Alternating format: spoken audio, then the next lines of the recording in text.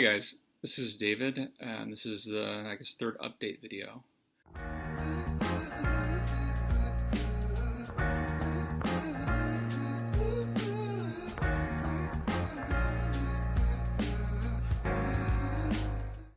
Last video I talked about discovering new information regarding my cancer, lower prognosis, and after learning that, I brought that information to my oncologist. When I met with my oncologist the next time, I brought with me my article, that journal that talked about the statistics and the survival rate of this kind of cancer.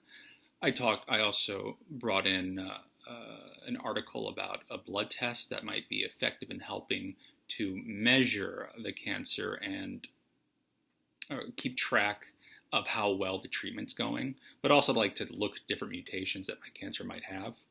She was very dismissive. When I brought up the scans in particular, she said, "We don't do this. This is not the standard of care. We'll do this when symptoms start to come up." I closed my eyes and I just tried not to freaking scream, because especially with my cancer and with cancer in general, you don't want to wait till you have symptoms. You really want to treat the cancer before it becomes a problem.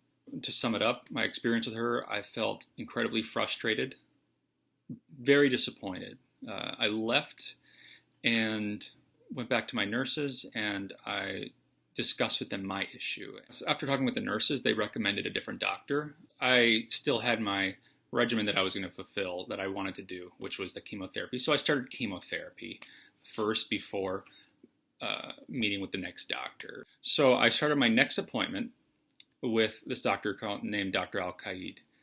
Absolutely is night and day with this doctor. Very aggressive. I brought in the same paperwork as I did with my last doctor, and he was so approving of everything. He knew about my higher mortality rate with this cancer. He knew that we needed to take extra measures to screen and possibly adjust treatment if necessary. And he said, "You're not a standard of care patient. This is not a standard of care cancer that you have."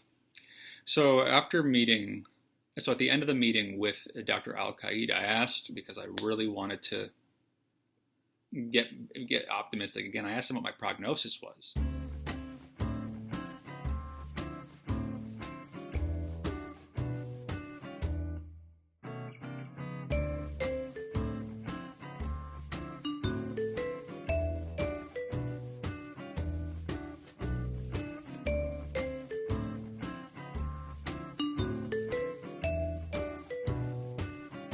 And I want to say that he did not think the 80 to 90% was correct.